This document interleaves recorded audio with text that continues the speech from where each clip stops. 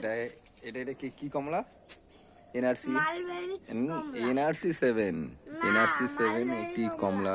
দেখুন খুব সুন্দর গাছে হয়েছে, কালার আসছে, দারুণ একটি ভ্যারাইটি এনআরসি 7।